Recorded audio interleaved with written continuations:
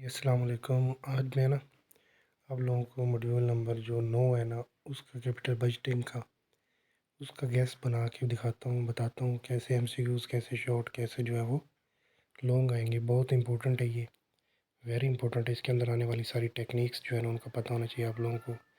फिर उसके अंदर ना कुछ कैलकुलेशंस हैं वो भी पता होना चाहिए, फार्मूले पता होना चाहिए, डिसीजन क्राइटेरिया क्या होता है हर एक टेक्निक्स का वो पता होना चाहिए। तो इसके अंदर सबसे पहले तो देख लो कैपिटल बजटिंग जो है ना होती क्या है। कैपिटल बजटिंग से मुराद ये है कि आपने ना अपनी कोई भी कंपनी के अंदर बहुत बड़ी तादाद में इन्वेस्टमेंट करनी है, बहुत बड़ी अमाउंट। कोई भी एसेट जो है ना वो ला के आपने कंपनी में लगाना है, ठीक है। कोई भी चीज़ लेनी है, मतलब कोई मशीनरी है, कोई भी ना बड़ा इक्विपमेंट्स जो है ना वो लगाना है। तो उसके लिए आप जब इन्वेस्टमेंट करते हो ना तो आप हर चीज़ को मद्देनज़र रखते हुए जो है ना उसकी एस्टिमेशन लगाते हो कि उस चीज़ के ऊपर जो आपने पैसे लगाए हैं ना वो कितने दिन में रिकवर हो जाएंगे, या वो जो चीज़ आप लगाने जा रहे हो वो आप लोगों को कितना आप उससे जो है वो अपना प्रॉफिट अर्न करना चाहते हो, वो कितना रिक्वायर्ड रेट है आपका उस मशीनरी से जो आपने लगाई है, कि आप उसके ऊपर ख़र्चा वगैरह भी कर रहे हो, तो वो सारा निकालने के बाद कितने दिन ये चल सकती है और कितना प्रॉफिट आपको देगी। तो इसके अंदर पहले तो ये पता होना चाहिए कैपिटल बजटिंग है क्या, उसके बारे में मरूज़ी आती हैं, ठीक है। उसके बाद जो है ना वो कहते हैं कि कैपिटल बजटिंग के अंदर हम क्या क्या करते हैं जी। एक सीक्वेंस के अंदर वो चीज़ें पूछ लेता है। सबसे पहले तो उसकी सिग्निफिकेंस जो है ना वो देखी जाती है, टेक्निक्स देखी जाती हैं मुख्तलिफ़ तरह की, ठीक है। उसका एक डिसीजन क्राइटेरिया और होता है जिसके ऊपर हम उस टेक्निक्स को यूज़ करते हैं, उस डिसीजन क्राइटेरिया को जो है वो फॉलो करते हैं कि हमें ये चूज़ करना है नहीं करना प्रोजेक्ट, ठीक है। और उसकी जो ये सारी की सारी हम चीज़ें यूज़ करते हैं ना, टेक्निक्स और क्राइटेरिया जो हम देखते हैं, ये कैश फ्लो की बुनियाद के ऊपर देखते हैं कि हमारा जो कैश फ्लो होता है ना, पैसे का आना जाना होता है, उसके ऊपर देखते हैं हम, ठीक है। बाकी जो है ना आगे जाके फिर मैं बताता हूँ। उसके बाद ये कैपिटल बजटिंग के लिए हमारी कौन कौन सी टेक्निक्स होती हैं। सबसे पहले तो ये है कि जो भी ये टेक्निक्स होती है ना, इनको डिस्काउंटेड कैश फ्लो मेथड के ज़रिए जो है ना वो यूज़ किया जाता है। ये यूँ कह लो कि सारी टेक्निक्स जो है वो discounted cash flow method use करती हैं, यानी कि हम ना आने वाले फ्यूचर से आने वाले जो हमारा कैश होता है ना, जो उस मशीनरी उस प्रोजेक्ट से हमें पैसे मिलने होते हैं, ठीक है, उसकी आज की डेट के अंदर यानी प्रेजेंट वैल्यू जो है ना वो हम मालूम करके और उनके ऊपर जो है ना फिर डिसाइड करते हैं कि हमने ये चीज़ लेनी है या नहीं लेनी, ठीक है। तो डिस्काउंटेड कैश फ्लो मेथड जो है ना वो आ सकता है कि कौन सा मेथड यूज़ करती है टेक्निक्स। तो इनमें तकरीबन सारी ही करती हैं, लेकिन एक नहीं करती, पे बैक पीरियड, याद रखना है। पे बैक पीरियड जो है ना उसके अलावा बाकी तीनों जो टेक्निक्स है ना, net present value, profitability index, और एक और है वो है internal rate of return, IRR, ये तीनों की तीनों बाकी करती हैं, लेकिन पे बैक पीरियड जो है वो डिस्काउंटेड वाला जो मेथड यूज़ नहीं करती। लेकिन हम फिर भी जो डिस्काउंटेड वाला पीरियड जो है वो लगा के इसको फिर भी मालूम कर सकते हैं। वैसे नेचुरली इसके अंदर इस्तेमाल नहीं होता, ठीक है। मतलब कि उसकी हम डिस्काउंटेड कैश फ्लो मेथड जो है वो यूज़ नहीं करते, यानी प्रेजेंट वैल्यू मालूम नहीं कर सकते हम पे बैक पीरियड की, ठीक है। तो ये पता होना चाहिए आप लोगों को, टेक्निक्स के नाम पता होने चाहिए, मरूजी में आ सकता है कौन कौन सी टेक्निक्स हैं जी। उसके बाद हमारे पास आ गया जी ये एस्टिमेटिंग। हाँ, एक और बात याद रखनी, जब भी हम ये कैश फ्लो की लगाएंगे ना हम, दरअसल ये जो भी हम कर रहे होते हैं ना काम, डिसीजन लेना होता है हमने, ये हम आज की डेट में ले रहे होते हैं। आज बैठ के हम ना ये डिसाइड करते हैं कि आज हमने फॉर एग्जांपल इतने रुपए का 10 लाख का ये ले लिया मशीन, ठीक है। इसने हम इतनी इतने हर एक साल इतनी इतनी फॉर एग्जांपल अगर देनी है रिटर्न, ठीक है, तो उसके ऊपर हम कितने साल बाद उससे वो जो है, अगर हम इतनी साल ही अपनी मुद्दत तक चलती है तो फिर हमें कितने साल में वो पैसे भी रिकवर हो जाएंगे, और ये बात है, ठीक है। वो प्रॉफिट देगी या नुकसान देगी क्या है, तो आज की डेट में हम बैठ के सारे डिसीजन कर रहे होते हैं, ठीक है। तो ये आज की डेट में जो हम काम करते हैं ये एस्टिमेट लगाते हैं हम। ये तो नहीं होता कि आज हमने प्रोजेक्ट ले लिया, पैसे दिए और उसके बाद जो है वो, ठीक, हाँ ठीक है, हम ये एस्टिमेशन लगा लेते हैं कि आज की डेट में हम फ़र्ज़ करते हैं आज ही की डेट में हमने सारे पैसे दे दिए उस प्रोजेक्ट के, उस मशीनरी के, और आने वाला जितना भी फ्यूचर कैश फ्लो होता है ना वो हमें हर हर साल इतना इतना फॉर एग्जांपल मिला है, ये भी हम एस्टिमेट लगा लेते हैं। और उसके बाद हम आखिर में ये कह देते हैं कि अब इसकी मुद्दत जब ख़त्म हो जाएगी तो हम इसने इसको डिस्पोज ऑफ करना है, हमने उसको उखाड़ना है। उस वक्त जो है वो क्या सूरत हाल रहेगी, क्या पैसा उसके ऊपर मज़ीद लगा के उखाड़ना पड़ेगा, या उसको जब हम बेचेंगे तो हमें मज़ीद वो प्रॉफिट दे रही होगी। तो इस सूरत हाल के अंदर ये 3 स्टेजों के अंदर हम सारी एस्टिमेशन लगाते हैं कैश फ्लो की, यानी पैसे जो है ना, पैसे उनकी एस्टिमेशन के ऊपर हम ये सारा डिसीजन पहले जो है ना प्रीडिक्शन, जैसे हम जिससे कहते हैं प्रिडिक्शन के ऊपर सारी चीज़ें कर रहे होते हैं। तो ये एस्टिमेशन लगाते हैं ना कैश फ्लो की, उसके अंदर सबसे पहले तो होता है कि इनिशियल कैश आउटफ्लो, यानी सबसे पहले तो आप लोगों को पता ही है कि हमारा पैसा जो है ना वो इनिशियली जाता है, आउटफ्लो होती है जब पैसा चला जाता है, ठीक है। और उसके बाद जब वो पैसा चला जाता है, जब आपने वो चीज़ ख़रीद ली, आपने सारी पेमेंट कर दी, हम फ़र्ज़ करते हैं सारी एक ही दफ़ा कर दी। हालाँकि एक दफ़ा तो नहीं करते हम, बाज़ औक़ात इंस्टॉलमेंट पे थोड़ी-थोड़ी हर साल कर रहे होते हैं, ठीक है? उसके बाद इंक्रीमेंटल कैश इनफ्लो, जब वो आपने कैश आउटफ्लो कर दिया, वो चीज़ ख़रीद ली, उसके बाद फिर जो है ना वो जब लग जाती है तो फिर वो हमें इंक्रीमेंटल यानी बढ़ता हुआ कैश इनफ्लो यानी पैसे देना शुरू कर देती है, यानी उससे प्रॉफ़िट आना शुरू हो जाता है। उससे जो सेल्स वग़ैरह हम कर रहे होते हैं ना, फिर उससे जो प्रोडक्ट बन रही होती है उनसे हम पैसे आना शुरू हो जाता है। दूसरे स्टेज पे ये काम होता है।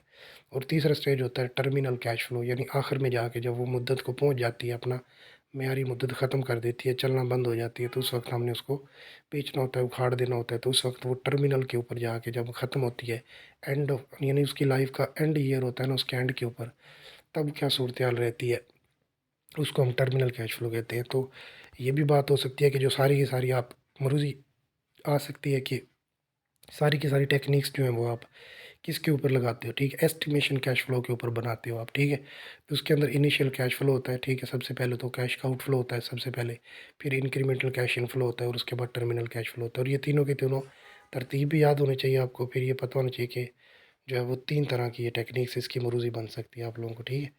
उसके बाद हमारे पास आ सकता है कि फिर जब ये हम टेक्निक्स बना रहे होते हैं ना, मतलब जब हम ये पैसे आ रहे होते हैं, तो क्या डायरेक्ट हम यही कह देते हैं कि ठीक है जी, हमने जो पैसा दे दिया, इतना पैसा आ गया और इतना पैसा चला गया और हम हिसाब जमा मैनेज करके बैठे होते हैं? नहीं, हमें कुछ तरह के नॉन कैश एक्सपेंसेस जो होते हैं ना, ठीक है, उनको भी देखना होता है कि वो भी हमारे अक्कर हो रहे होते हैं, मिसाल के तौर पे, ठीक है। तो दरअसल हम यही बात करते हैं कि हम ये फ़र्ज़ ये कर लेते हैं कि सारी की सारी अमाउंट जो है ना वो एक ही दफ़ा हमने मशीनरी की दे दी शुरू के अंदर जब ख़रीदा है। लेकिन बाद में हम उसकी असल जो चीज़ होती है वो ये होती है कि हम बाद में ना उसकी थोड़ी-थोड़ी अमाउंट जो है ना वो एज़ अ डिप्रिसिएशन के तौर पे उसकी लाइफ टाइम के ऊपर ना डिवाइड करके ना उसको ऐड बैक करते चले जाते हैं, जिस तरह जो कि हमारा डिप्रिसिएशन मेथड कहलाता है, ठीक है। तो डिप्रिसिएशन मेथड की ये बहुत इंपॉर्टेंट है, इसकी ये तीनों की तीनों जो है ना वो आप लोगों को पता होनी चाहिए कौन कौन से मेथड है। तो डिप्रिसिएशन के मेथड के अंदर है स्ट्रेट लाइन मेथड होता है एक, ठीक है। उसके बाद डिक्लाइनिंग मेथड होता है एक, ठीक है। और एक होता है यूनिट ऑफ आउटपुट मेथड। ये तीनों के तीनों पता होना चाहिए। स्ट्रेट लाइन मेथड होता है ना, इसके अंदर आपका जो हर साल ना एक एक कांस्टेंट अमाउंट जो है ना वो आपकी ऐड बैक आप कर रहे होते हो। और जो डिक्लाइनिंग बैलेंस मेथड होता है उसके अंदर हर साल जो है वो आपका बैलेंस कम होता चला जाता है, ठीक है। और जो एक यूनिट ऑफ आउटपुट मेथड होता है वो आपके कितने आपने यूनिट जो है ना वो प्रॉफिट अर्न किए होते हैं उसकी बेस के ऊपर जो है वो आप जो है वो ऐड बैक कर रहे होते हो अपने डिप्रिसिएशन को, यानी कि नॉन कैश एक्सपेंस को। तो ये तीनों की तीनों आप लोगों की चीज़ों का पता नहीं चाहिए, मरूज़ी आ सकती है, 3 नंबर का शॉर्ट आ सकता है। उसके बाद आ गया नॉन कैश एक्सपेंसेस। जो नॉन कैश एक्सपेंस होते हैं ना वो कहता हूँ उनको कैसे ट्रीट किया जाता है वो अभी बता के हटाऊँ आप लोगों को, ठीक है। यही नॉन कैश एक्सपेंसेस को ऐड बैक कर देते हैं, ठीक है। उस तरह जब कैपिटल बजटिंग के अंदर आप जो एडजस्टमेंट कर लेते हैं। उसके बाद सबसे पहले जो हमने अब पीछे चीज़ पढ़ी है ना, कि सबसे पहले तो हमारा इनिशियल कैश आउटफ्लो होगा। वो 3 एस्टिमेशन के हमने ये पढ़े थे अभी, 3 एस्टिमेशन के जो स्टेप थे वो। उसके अंदर इनिशियल जो कैश आउटफ्लो होता है ना, जब शुरू में पैसा जाता है आप लोगों का, तो जो पैसा जाता है तो उसके ऊपर ना आप 2 तरह की जो है ना वो मतलब पैसा जा रहा होता है। एक तो वो होती है जो आपकी असल जो प्राइस होती है, आपकी क्या होती है? असल प्राइस होती है जो आपकी उस प्रोडक्ट के ऊपर, उस मशीनरी के ऊपर, उस एसेट के ऊपर, फिक्स्ड एसेट के ऊपर जो आप लगा रहे होते हो, तो उसकी 3 तरह की टाइप्स हो सकती हैं। नंबर 1 तो आप सिर्फ़ और सिर्फ़ उसकी असल जो अमाउंट है ना वही पे करो। उसको कहते हैं एफओबी यानी फ्री ऑन बोर्ड, या आप फ्रेट ऑन बोर्ड भी कहते हो, ठीक है। तो इसके ऊपर कोई एडिशनल और ज़्यादा कोई जो एक्सपेंस है ना वो नहीं लगता आप लोगों का, ठीक है। तो इसको फ्री ऑन बोर्ड या फ्रेट ऑन बोर्ड जो है ना वो भी कहा जाता है। नो एडिशनल कॉस्ट, कोई और इजाफ़ी कॉस्ट जो है वो नहीं पड़ती इसके ऊपर। और ये जो होता है ना सिर्फ़ और सिर्फ़ परचेज़ प्राइस जो आपकी असल अमाउंट होती है ना उस फिक्स एसेट की, आप वही पे करते हो। दूसरे नंबर पे होती है C and F. C and F के अंदर आपकी कॉस्ट जो होती है ना असल आपकी उस चीज़ की वो भी लग रही होती है। और फ्रेट प्राइस जो होती है ना, यानी उस चीज़ को जो खरीद के आप इधर तक लेके आते हो ना, जो प्राइस उस पे लगती है वो भी आप जो है वो उसमें ऐड कर लेते हो। मिसाल के तौर पर चाइना से आपने एक बहुत बड़ी मशीन मंगवाई है, अब वो मशीन जो है वो पाकिस्तान में आके आपकी लगनी है, तो उधर चाइना में तो आपने जो पेमेंट थी वो लग कर ली। अब कंपनी वहाँ से आपसे जो है वो मतलब उन्होंने ओके कर दिया जो भी ऑर्डर था। अब उसके बाद आप लोगों ने उधर से उसको लेके आना है, लेके उतार के अपने मतलब मशीनरी तक लेके आनी है, मतलब ठीक है, अपनी फैक्ट्री तक। तो उसको वहाँ से लेके इधर तक लाने में जो भी एक्सपेंस किराया वगैरह जो पड़ेगा आप लोगों को, टैक्सेस वगैरह, तो टैक्सेस से हट के सॉरी, जो भी आपको मतलब किराया पड़ेगा ना लाने में, वो जो प्राइस होगी वो भी उसमें ऐड होती है। उसको सी एंड एफ यानी कॉस्ट भी होती है उसके अंदर और फ्रेट प्राइस भी होती है, फ्री ऑन बोर्ड जिसको कहते हैं। उसके बाद हमारे पास CIF, अगर CIF आप पे कर रहे हो उसकी कीमत में, तो उसके अंदर एक तो कॉस्ट जो असल जो है वो पे करनी है, वो तो आपने दे देना। उसके बाद आपको एक फ्रेट प्राइस जो अभी बताया किराया वगैरह वो भी लग गया। उसके बाद आप ना अगर उसकी इंश्योरेंस भी करवा लेते हो, कि अगर आपने उसकी इंश्योरेंस करवाई हुई है तो उसके ऊपर भी आपको पेमेंट करना पड़ती है, कॉस्ट पड़ती है वो भी। तो इंश्योरेंस से ये होता है कि आप वो वहाँ से जो भी चीज़ यहाँ तक लेके आओगे तो वो इंश्योरेंस के साथ आएगी। अगर उसको रास्ते में हादसा हो जाता है या कोई भी ऐसा मामला पेश आता है जिसकी वजह से वो ज़ाया हो जाता है प्रोजेक्ट, तो फिर आपको जो है वो पेमेंट दे दी जाती है उसकी। तो ये होती है तीनों चीज़ें, सही है। FOB, C&F और CIF, ये परचेज़ प्राइस की जो है ना वो टाइप्स है। ये भी मरूज़ी में आ सकती है, शॉर्ट आ सकती है। उसके बाद कुछ डायरेक्ट कॉस्ट होती हैं जो डायरेक्टली आपकी जो है वो जो फिक्स्ड एसेट या वो एसेट या मशीनरी जो आप लेके आ रहे हो, इक्विपमेंट्स उस पे पड़ रही होती हैं। उसके अंदर फ्रेट होती है एक तो जो ये अभी बताया किराया वगैरह। फिर इंश्योरेंस होती है, जो आप अगर इंश्योरेंस करवा लेते हो वो भी कॉस्ट पड़ती है, आप लोगों को पैसे देना पड़ते हैं ना। उसके बाद अगर वो लेके आए हो आप, अब आपने उसको इंस्टॉलमेंट करवानी है फैक्ट्री में, तो उसके ऊपर जो लगेगी वो भी इंस्टॉलेशन कॉस्ट, वो भी डायरेक्ट कॉस्ट कहलाती है, जो कि आपकी डायरेक्टली आपकी किससे जुड़ी होती है, आपके फिक्स्ड एसेट या इक्विपमेंट से। उसके बाद जब वो आ जाती है, इंस्टॉलमेंट हो जाती है, उसके बाद सेटअप जब लगाते हो आप, उसको सेटअप करते हो, तो उस वक्त भी कॉस्ट पड़ती है, वो भी इसके अंदर आ जाती है डायरेक्ट कॉस्ट में। और कुछ ड्यूटी एंड टैक्सेस जो है ना हुकूमत की तरफ से या आपको लेके आने में वो भी देना पड़ते हैं, वो भी कॉस्ट जो है वो आपकी डायरेक्ट कॉस्ट में ही आती है। तो इन सारी चीज़ों का बच्चों आप लोगों को पता होना चाहिए, मरूज़ी आ सकती हैं, शॉर्ट आ सकती है। उसके बाद जो है ना वो आप देख लो, कैपिटल बजटिंग की टेक्निक्स के अंदर जो दूसरा स्टेप था ना हमारा एस्टिमेशन कैश फ्लो के अंदर, वो तीन चीज़ें जो पढ़ाई हैं मैंने। इंक्रीमेंटल कैश जो पहले जो था वो तो था इनिशियल कैश आउटफ्लो, दूसरे नंबर पे था इंक्रीमेंटल कैश फ्लो। अब ये इंक्रीमेंटल कैश फ्लो क्या होता है कि ये वो होता है, अब इसके अंदर ना आपकी वो इंस्टॉलेशन हो गई, सेटअप हो गया, अब जो है ना उसने पैसे देना शुरू कर देने उस प्रोजेक्ट ने। अब जो पैसे देना शुरू करेगा ना उसकी भी कुछ कैलकुलेशन है, वो ज़रा देखते हैं हम। सबसे पहले तो वो कहते हैं कि इंक्रीमेंटल ना कैश कैश जो है ना वो फ्लो होता है, जब इंक्रीमेंटल कैश फ्लो होता है ना। अब ये जो इंक्रीमेंटल कैश फ्लो होता है ना, इसके अंदर सबसे पहले तो होता है कि आपने ना ये ज़हन याद रखनी है, चीज़ें ज़बानी याद करनी है। सबसे पहले सो एडिशनल रेवेन्यू आता है ना जो आपके पास, ठीक है, मतलब जो आप प्रॉफिट वगैरह कमाते हो, जो सेल करके पैसा आता है, उसमें से पहले आपने डिप्रिसिएशन को मैनेज करना होता है। क्योंकि डिप्रिसिएशन के साथ ही अगर आप टैक्स दोगे ना तो फिर आपका जो है वो पैसे ज़्यादा कॉस्ट पड़ेगी, जिसका फ़ायदा नहीं है आपको। क्योंकि डिप्रिसिएशन के तो ऊपर आपने कभी टैक्स देना ही नहीं होता। इसलिए पहले आप रेवेन्यू में से ना डिप्रिसिएशन साइड पे निकाल दोगे। फॉर एग्जांपल रेवेन्यू 10 है और डिप्रिसिएशन जो था ना वो आपका 3 रुपये था, तो 10 में से 3 निकाल दोगे तो बाकी रह गया 7। तो ये जो 7 आएगा ना ये आपके पास आ जाएगा net change in profit before tax, यानी टैक्स से पहले आपके पास नेट प्रॉफिट में तब्दीली जो आनी थी ना वो आ गई है। उसके बाद अब आपने उस 7 रुपये में से देना है टैक्स, वो फॉर एग्जांपल 2 रुपये दे दिए, बाकी रह गए 5 रुपये। अब उस 5 रुपये जो आए हैं ना वो आपके पास नेट चेंज आ गया है, नेट चेंज इन प्रॉफिट आ गया आफ्टर टैक्स, यानी टैक्स के बाद अगर जो नेट तब्दीली थी ना वो आ चुकी है। अब उस 7 के अंदर वो 3 रुपये जो आपने ऊपर से डिप्रिसिएशन के निकाले थे ना वो दोबारा ऐड बैक कर दोगे तो वो हो जाएगा 5 और 3 8 रुपये। अब 8 रुपये जो है ना वो आपके पास क्या आ जाएगा, इंक्रीमेंटल कैश जो है वो इनफ्लो आ गया। अगर हम ना निकालते डिप्रिसिएशन फिर क्या होता देखो, सबसे पहले तो एडिशनल रेवेन्यू होता है, उसके अंदर हम 10 रुपये था जो फॉर एग्जांपल, उसके अंदर हम जो है ना वो डिप्रिसिएशन अगर ना निकालते तो वो टोटल 10 ही रुपये रहता ना, ठीक है 10 ही रहता।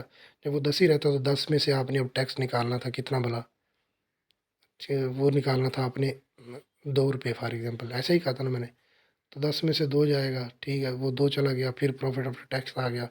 उसके अंदर जो है ना वो डिप्रिसिएशन जो आपने नहीं निकाला था, समझ आ रही है, तो उसकी वजह से फिर आपकी अमाउंट जो है ना वो 5 रुपये रह जानी थी, क्योंकि 7 के बजाय जहाँ पे 2 ऐड होके 7 बना था ना, 5 में 2 ऐड होके 7 बना था, वहाँ पे वो 7 में से जो है वो 2 ऊपर वाला जो जा रहा होता, ठीक है, और नीचे वाला भी जा रहा होता, ठीक है, टोटल आपको जो पड़नी थी ना कॉस्ट वो भी चली जानी थी, यानी टैक्स भी पड़ना था अलहदा से, और डिप्रिसिएशन अमाउंट भी आपकी जो है वो निकल जानी थी, ठीक है, वो ऐड ही नहीं होनी थी। इस तरह से मतलब ये सारा ओवरऑल आपने बस समझ लेना है कि एडिशनल रेवेन्यू, उसमें से जो डिप्रिसिएशन है ना वो आप लोगों ने क्या करना होता है, मैनेज करना होता है। उसके बाद टैक्स निकालना होता है, टैक्स निकालने के बाद जो है दोबारा डिप्रिसिएशन ऐड करके इंक्रीमेंटल आ जाता है।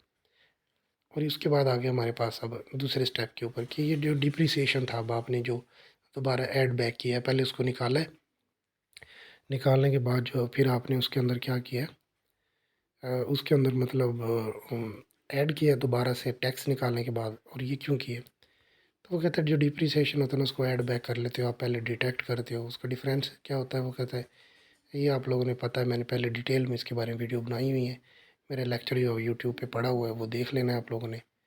उधर मैंने स्लाइडों के भी अलग लेक्चर बनाए और नोट्स के भी, इसलिए मैं अब इसकी ज़्यादा कुछ वजाहत नहीं करने वाला। बाकी रह गया other cash non cash expenses कौन से होते हैं, उसमें अमोर्टाइजेशन आ जाती है, डिप्लेशन आ जाती है और बैड डेट्स आ जाती है। इन सारों के नाम का पता होना चाहिए आप लोगों को, ये मरूजी में आ सकते हैं। बैड डेट्स, डिप्लेशन और अमोर्टाइजेशन जो है इनका पता होना चाहिए। उसके बाद आ गया ये टर्मिनल कैश फ्लो। अब टर्मिनल जो होता है आखिरी स्टेज का होता है। ये क्या होता है, ये जब आपका मशीनरी चल रही होती है ना उसके आखिरी साल के अंदर, अब आपने जो वाइंड अप करना होता है मशीनरी को, ठीक है, उस वक्त जो भी कैश फ्लो होता है ना, या इनफ्लो होगा या आउटफ्लो होगा, ठीक है, तो वो आपने देखना होता है। तो ये भी पता होना चाहिए आप लोगों का आखिरी लाइफ का होता है। इसके जी तक तो वही स्टेज है जो हम पहले पढ़ चुके हैं, क्योंकि आखिरी साल के अंदर भी तो पैसा आना होता है ना, पैसा मशीनरी चल रही होती है ना आखिरी साल भी। तो जब वो एंड हो रही होती है उससे पहले पहले जो भी आता है पैसा वो इस तरह से यहाँ तक जी तक सेम रहेगा जो हमने पहले किया। उसके बाद जो है ना वो फिर ये वेरी इंपॉर्टेंट मरूजी आ जाती हैं कि सैलवेज वैल्यू होती है ना एसेट की। अगर तो वो बिका है और पैसे आए हैं आपके पास, उसने अच्छी खासी अमाउंट में सेल हुआ है, अगर वो पैसे आए हैं सैलवेज वैल्यू, तो वो तो आप ऐड कर देते हो फिर। अगर आपने जब वो सेल किया तो पैसे आएंगे, उस पैसों के ऊपर टैक्स देना पड़ेगा, तो वो माइनस कर दोगे। आई मैं बता रहा हूँ, एच और आई पढ़ रहा हूँ, बहुत इंपॉर्टेंट है, पता होना चाहिए। और ये टर्मिनल कैश इनफ्लो जो है ना उसकी वजाहत कर रहा हूँ। उसके बाद release of working capital of project.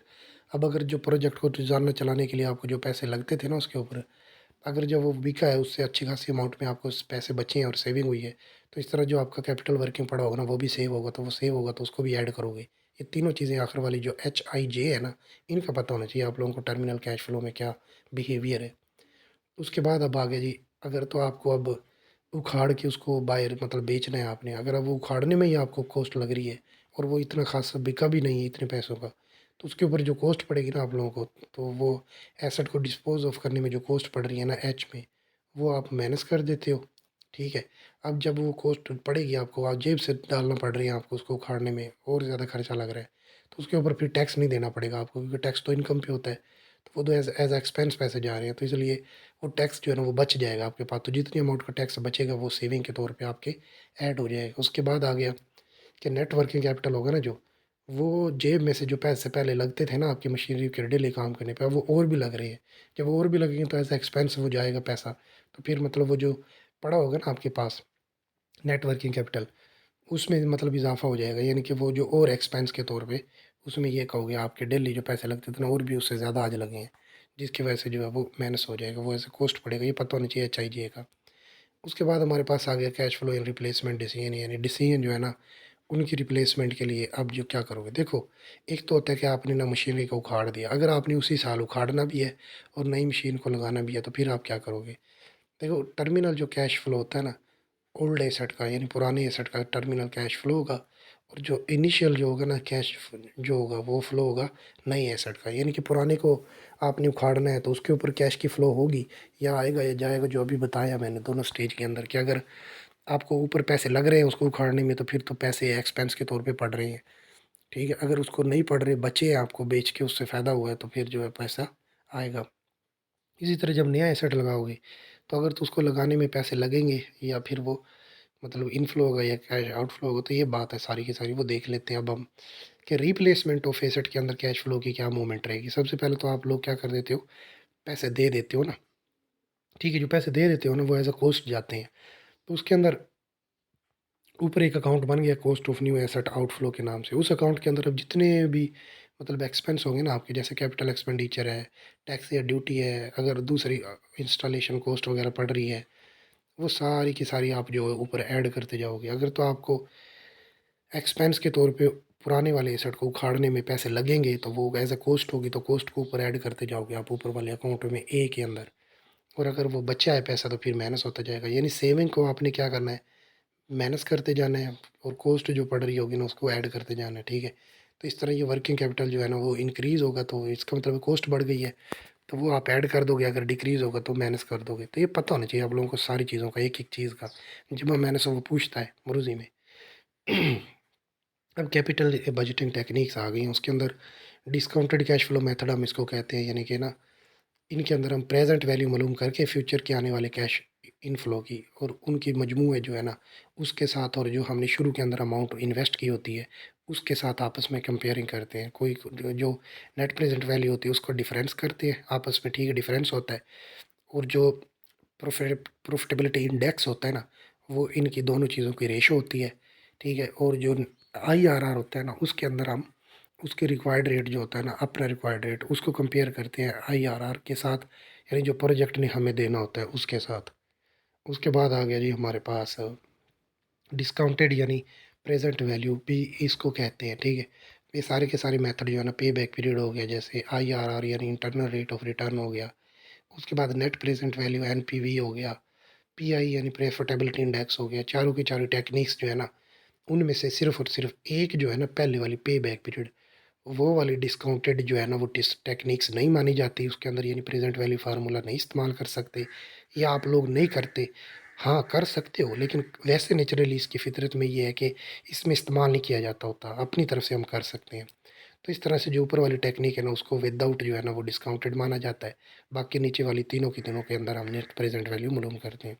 तो पता होना चाहिए आप लोगों को पे बैक पीरियड क्या होता है, IRR क्या है, नेट प्रेजेंट वैल्यू क्या है, प्रॉफिटेबिलिटी इंडेक्स क्या है। अब ज़रा पे बैक पीरियड में उसका देख लेते हैं। उसका पता क्या होता है भला? पे बैक पीरियड वो ये होता है कि जितने सालों के अंदर आपने ओरिजिनल इन्वेस्टमेंट लगाई है ना, वो कितने दिनों में वापस आपको मिल जाएगी, इस चीज़ का नाम है, ठीक है। अब ये देख लो आप लोगों को यहाँ पे पहले बड़ी डिटेल के अंदर ना मैंने सारे के सारे ये जो है ना लेक्चर बनाए हुए हैं, मेरे चैनल पे है।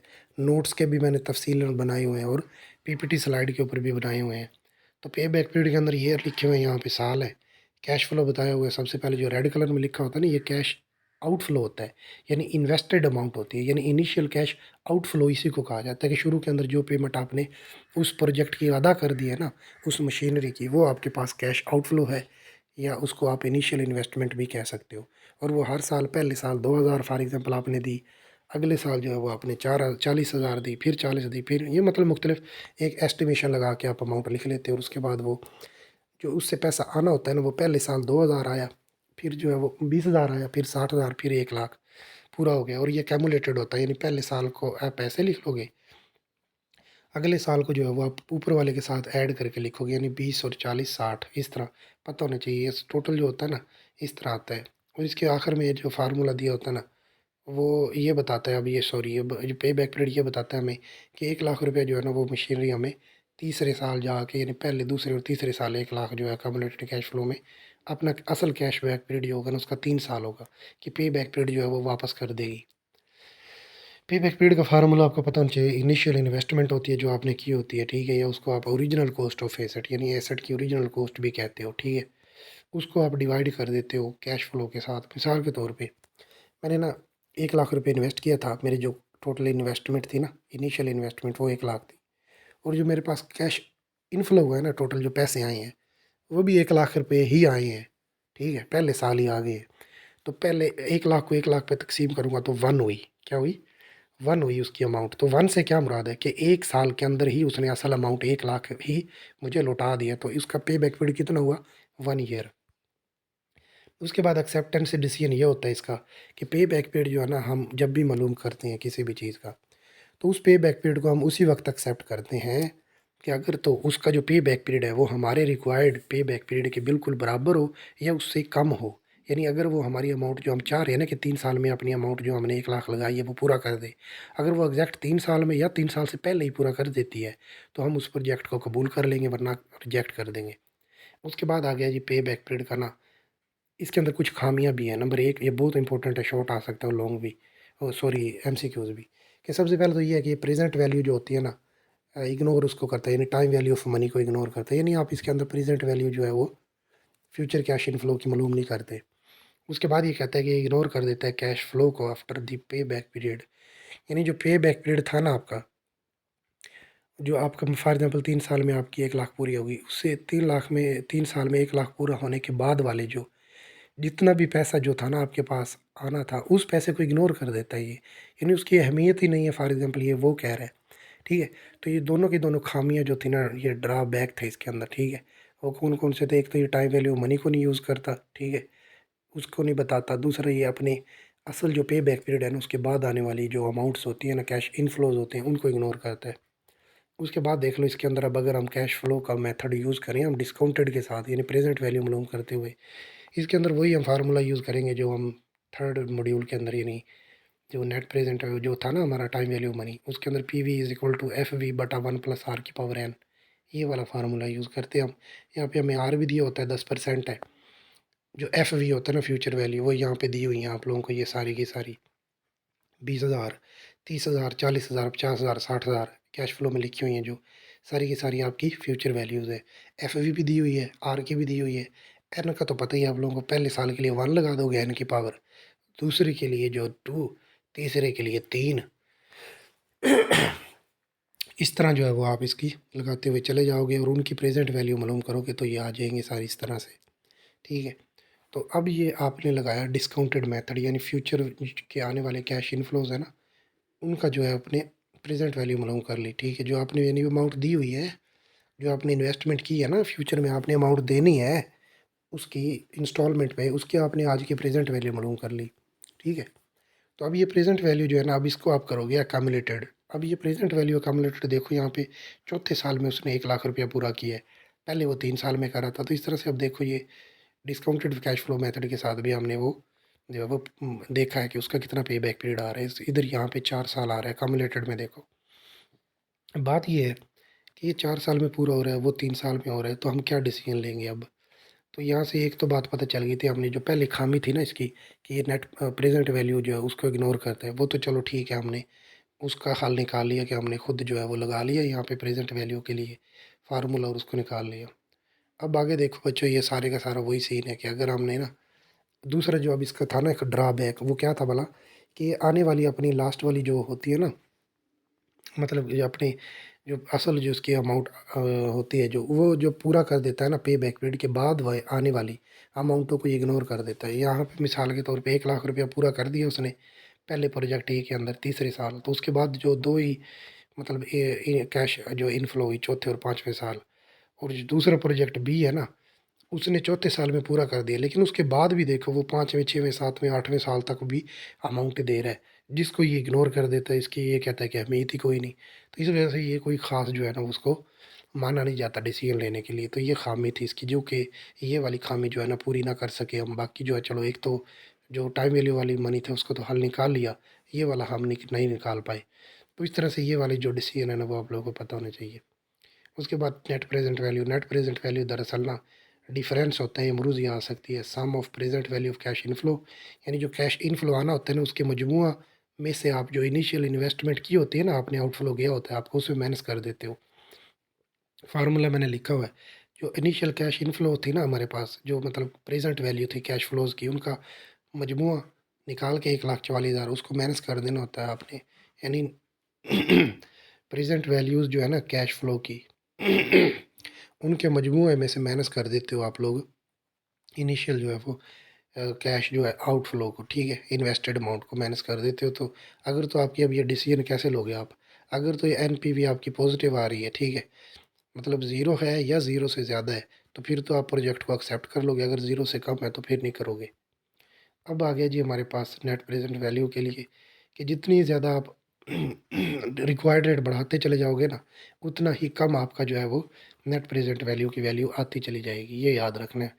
यानी रिक्वायर्ड रेट हमेशा डिवाइड हो रहा होता है ना, एफ वी बटा 1 + r, बटे के अंदर चीज़ है, जो बटे में चीज़ वो बढ़ेगी तो वो ऑटोमेटिक ऊपर वाली चीज़ से जब डिवाइड होगी तो बड़ी अमाउंट डिवाइड होने से जवाब कम आते हैं। तो इस तरह वो कहता है कि ये क्या इसका ताल्लुक होता है नेट प्रेजेंट वैल्यू का और हायर रिक्वायर्ड रेट का। जब भी आपका हायर रिक्वायर्ड रेट होगा तो उससे नेट प्रेजेंट वैल्यू जो है वो कम आती चली जाएगी आप लोगों की। ठीक है, तो ये नेट प्रेजेंट वैल्यू का ना आप लोगों को पता होना चाहिए। ठीक है, उसके बाद नेट प्रेजेंट वैल्यू के बारे में वो बता दिया मैंने कि ज़्यादा होगा तो कम होगा। देखो ऊपर से नीचे की तरफ जो है वो रिक्वायर्ड रेट अगर बढ़ता जा रहा है तो नेट प्रेजेंट वैल्यू कम होती जा रही है। उसके बाद है प्रॉफिटेबिलिटी इंडेक्स। प्रॉफिटेबिलिटी इंडेक्स दरअसल जो प्रेजेंट वैल्यूज़ की का मजमूआ होता है ना, उसको हमने डिवाइड कर देना होता है इनिशियल इन्वेस्टमेंट यानी कैश आउटफ्लो से, यानी इनिशियल इन्वेस्टेड अमाउंट से। ठीक है, यहाँ वहाँ पे हमने डिफरेंस लिया था ना, और यहाँ पे हम डिवाइड कर देते हैं। बस ये नीचे फार्मूला लिखा हुआ है, पता होना चाहिए। डिसीजन ये होगा इसका कि अगर अमाउंट आपकी ये मतलब जवाब जो है वो 1 या 1 से ज़ायद आ जाता है फिर आप एक्सेप्ट कर लेते हो, अगर लेस देन 1 आता है तो फिर आप रिजेक्ट कर देते हो। तो ये देखो लिखा हुआ है कि P1 अगर लेस देन है तो रिजेक्ट कर दोगे। उसके बाद इंटरनल रेट ऑफ रिटर्न जो होता है ना, ये वो होता है जो मशीन ने हमें देना होता है, और रिक्वायर्ड रेट ऑफ रिटर्न वो होता है जो हमने मशीन से लेना होता है। तो ये कैसे मालूम करते हैं? ये दरअसल वो रिक्वायर्ड रेट होता है जिसके ऊपर हमारी जो कैश इनफ्लोज का मजमूआ, प्रेजेंट वैल्यूज़ का मजमूआ और कैश आउटफ्लो होते हैं वो बराबर हो जाते हैं। ये पता होना चाहिए आप लोगों को। तो देख लो, इसको जो मालूम करते हैं ना उसके लिए हमें एक दिया होता है पहले ये इनफ्लो। ये दो रेटों के दरमियान हम जो है इसके ऊपर मैंने डिटेल वीडियो बनाई हुई है। ठीक है, मेरे लेक्चर मौजूद है। ठीक है, वो स्लाइडों वाला भी और नोट्स वाला भी देख लेना आप लोगों ने। एक्सेप्टेंस क्राइटेरिया ये होता है इसका कि अगर IRR हमारे वाले RR के बराबर हो जाए या उससे ज़्यादा है फिर तो हम एक्सेप्ट कर लेंगे, अदरवाइज रिजेक्ट कर देंगे। इसका मतलब ये है कि अगर मशीन हमें जो रिक्वायर्ड दे रही है ना रेट, वो हमारे वाले रेट के बराबर है या उससे हमारे वाले से ज़्यादा है, तो हम हमारे लिए ज़्यादा है तो और बेहतर हो गया ना, तो इसलिए उसको एक्सेप्ट कर लेंगे, अदरवाइज रिजेक्ट कर देंगे। उसके बाद इंटरपोलेशन का एक मेथड हम यूज़ करते हैं, जिसके थ्रू हम क्या करते हैं कि हमें दिया हुआ जो रिक्वायर्ड रेट होता है ना मशीन का, उसके दरमियान एक ऐसा रिक्वायर्ड रेट मालूम करते हैं हम, जिसको हम क्या कहते हैं कि ये वाला जो कैश फ्लो है ना इसके कम अज़ कम या बराबर दे हमें मशीन या उससे ज़्यादा दे, तो फिर तो बेहतर है। तो इंटरपोलेशन का मेथड कहाँ यूज़ किया जाता है, ये मरूज़ी आई हुई है। किस मेथड में यूज़ करते हो आप लोग? प्रॉफिटेबिलिटी इंडेक्स में, नेट प्रेजेंट वैल्यू में या IRR में? तो ये इंटरपोलेशन का मेथड IRR में इस्तेमाल किया जाता है, और ये इसलिए होता है कि दो दिए हुए या मालूम रेटों के दरमियान हम एक ऐसा रेट मालूम करते हैं कि जिसके ऊपर जो है वो हमारा जो रिक्वायर्ड रेट कहलाता है। ठीक है, अब ये देख लेना यहाँ पे कुछ 20 और ये कैलकुलेशन की हुई है हमने। ठीक है, तो उसके दरमियान 20 और 25 की एक ऐसी अमाउंट, मतलब हमने एक ऐसे दो रिक्वायर्ड रेट लेने हैं जो हमारे इनिशियल इन्वेस्ट की हुई अमाउंट से एक एक जो है वो रिक्वायर्ड रेट हमें ज़्यादा दे अमाउंट, ठीक है, और एक जो है वो कम अमाउंट दे। तो इस तरह से देख लो आप लोग कि एक से ज़्यादा आ रही है 20% पे 1088 आ रही है, और 25 के ऊपर 95,821 आ रही है। तो इस तरह से फिर इसका फार्मूला है बच्चों, ये पता होना चाहिए, ज़ुबानी याद करना है आप लोगों ने कि जो इंटरपोलेशन का फार्मूला IRR का होता है ना वो बराबर होता है लो रेट ऑफ रिटर्न, यानी जो कम होता है ना जिसके ऊपर कम अमाउंट आ रही होती है, जो आपने इनिशियल इन्वेस्टेड अमाउंट होती है ना उससे कम, तो वो आ रही थी आपकी 25% पे फॉर एग्जांपल। ठीक है, तो इस तरह से ये इनिशियल जो है ना रेट ऑफ रिटर्न आता है, फिर उसको ऐड कर देना होता है आपने high rate of return minus low rate of return, और ज़रब देना होता है high amount minus initial amount के साथ, डिवाइड कर देना होता है high amount minus low amount. तो इसका सिंपल सा फार्मूला होता है कि हाई रेट और लो रेट का डिफरेंस ऊपर आएगा, और बटे में high amount minus low amount का डिफरेंस नीचे आएगा, और एक ऊपर एक्स्ट्रा चीज़ ये आएगी कि हाई रेट जो होगा ना हाई अमाउंट, उसमें से इनिशियल अमाउंट आप माइनस कर दोगे, और इनके हासिल ज़रब और तकसीम को आप जमा कर दोगे लो रेट के साथ। तो ये पता होना चाहिए। इसका डिसीजन बता दिया मैंने कि अगर IRR इक्वल टू ARR के रिक्वायर्ड रेट के, यानी आपका जो रिक्वायर्ड रेट है ना उसके बराबर है IRR जो मशीन दे रही है प्रोजेक्ट, फिर तो आप एक्सेप्ट करोगे। लेकिन अगर मशीन वाला RR ज़्यादा है, यानी मशीन आपकी तवक्को से ज़्यादा अच्छा दे रही है, तो फिर भी आप एक्सेप्ट करोगे। लेकिन अगर लो है तो फिर नहीं करोगे, कम है तो। उसके बाद कैपिटल रेशनिंग क्या होती है? कैपिटल रेशनिंग इसको कहते हैं कि ना control distribution of square sources, यानी ऐसे सोर्सेज, ऐसे ज़राए जो कम है तादाद में, उनको कंट्रोल के साथ डिस्ट्रीब्यूट करने हैं आपने, यानी कि आपके पास पैसे कम है लेकिन अपॉर्चुनिटी ज़्यादा अच्छी मौजूद है, तो उनमें से अच्छा कौन सा फ़ैसला करोगे कि आप पैसे अपने इन्वेस्ट कर पाओ, ये चीज़ है। तो कैपिटल रेशनिंग यही है कि प्रॉफिटेबिलिटी इन्वेस्टमेंट के ऑप्शन ज़्यादा होने पे आप इसको जो है ना फंड को अवेलेबल को ज़्यादा अच्छे से यूज़ करोगे। उसके बाद देख लो यहाँ पे प्रोजेक्ट दिए हुए हैं, इनिशियल जो है कैश आउटफ्लो दी हुई है, IRR दी हुई है, मतलब इनमें से अब वो बताएगा आप लोगों को, डिटेल में वीडियो बना चुका हूँ पहले मैं। ठीक है, स्लाइड भी और नोट्स भी तो देख लेनी है ये आप लोगों ने। डिसीजन क्राइटेरिया मरूजियों में आता है, शॉर्ट आते हैं या लॉन्ग भी आता है। ठीक है, तो ये जितनी भी कैलकुलेशन है ना सारी ये लॉन्ग क्वेश्चन है, याद रखना है आप लोगों ने। कैलकुलेशन का पता होगा तो बात बनेगी आप लोगों की, ऐसे नहीं पता चलना। तो ये किस किस बेस के ऊपर ये प्रोजेक्ट सेलेक्ट किए जाते हैं वो भी पता होना चाहिए।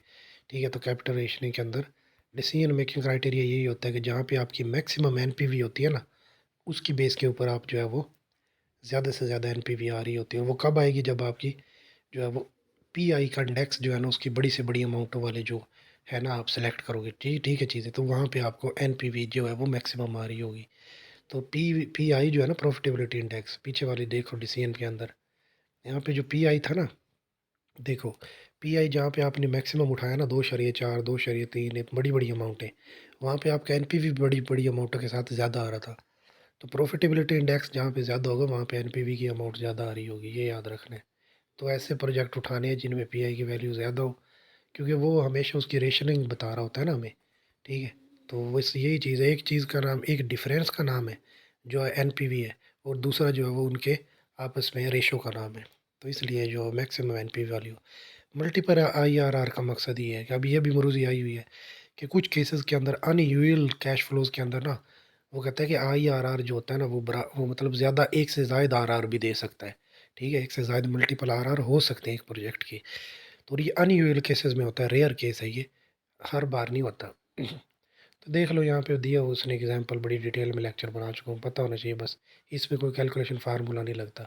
बाकी रिस्क एंड कैपिटल बजटिंग के अंदर आपस में ताल्लुक होता है। रिस्क से मुराद अनसर्टेनिटी है, यानी चांसेस हैं वेरिएशन के कि आपने जो चीज़ को इन्वेस्ट करना है ना उसमें कितनी तब्दीली का रिस्क आ सकता है। बस ये वही फार्मूला है अब जो हमने 7th मॉड्यूल में रिस्क एंड रिटर्न वाला पढ़ा था। पता होना चाहिए, प्रोबेबिलिटी दी होगी, कैश फ्लो दी होगी, यानी रिटर्न और प्रोबेबिलिटी पी दी हुई है। सेम फार्मूला लगाओगे आप लोग, ज़रूर दोगे उनका आपस में, तो उसका मजमू जो है वो आपके पास आ जाएगा एक्सपेक्टेड रिटर्न यानी मीन। तो मीन जो है उसका आप लोग स्क्वायर और उसको ज़रा पी के साथ दोगे, वो आ जाएगा वेरिएंस। वेरिएंस आ जाएगा 37,600। उसको जब आप जज़र लोगे तो वो रिस्क आ जाएगा आपके पास, ठीक है? अब ये जो रिस्क होता है ना, इसके साथ हम देखते हैं अब sensitivity analysis in capital budgeting में, कि जो अब कैपिटल बजटिंग कर रहे हो ना उसके अंदर एक सेंसिटिविटी का तस्वुर होता है। सेंसिटिविटी क्या कहती है? सेंसिटिविटी ये कहती है कि जो है ना, सेंसिटिविटी एनालिसिस जो होता है ना, वो ये कहता है कैपिटल बजटिंग के अंदर कि आपका जो प्रोजेक्ट था ना, कैपिटल बजटिंग आपने की है, उसके अंदर कितना मतलब सेंसिटिव है वो, कितना फ़र्क आ सकता है, कितना आपके असल डिसीजन, असल क्राइटेरिया से वो ज़्यादा हो सकता है, कितना कम हो सकता है। ये चीज़ का नाम जो है वो सेंसिटिविटी एनालिसिस कहलाता है। सेंसिटिविटी एनालिसिस का इम्पैक्ट होता है outcome on the basis of change in point. मतलब यही वो कह रहे हैं कि वो तीनों जो एस्टिमेशन हमने देखी थी ना, इनिशियल कैश फ्लो, आउटफ्लो, ठीक है, और वो इंक्रीमेंटल कैश इनफ्लो और बाकी चीज़ें, वो कहते हैं उनके तब्दीली से आपका डिसीजन के अंदर कितना मतलब जो है ना आपकी एक्सपेक्टेड जो रिटर्न है उस पर कितनी तब्दीली आ सकती है, बस यही चीज़ है। ये देख लो, वो कहता है ओरिजिनल इन्वेस्टमेंट आपकी ये है, ठीक है, 5% ज़्यादा कम हो सकता है, ठीक है, जो कम भी हो सकती है, ज़्यादा हो सकती है, और ज़रूरी नहीं है कि सेम चीज़ें अगर एक चीज़ कम हुई है 5% तो बाकी दोनों भी सेम ही हम जो परसेंटेज से कम या ज़्यादा होंगी, नहीं।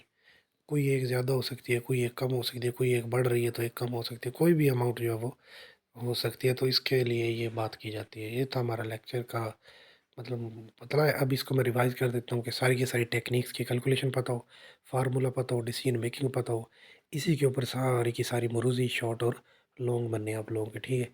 थैंक यू सो मच, मिलते हैं नेक्स्ट वीडियो।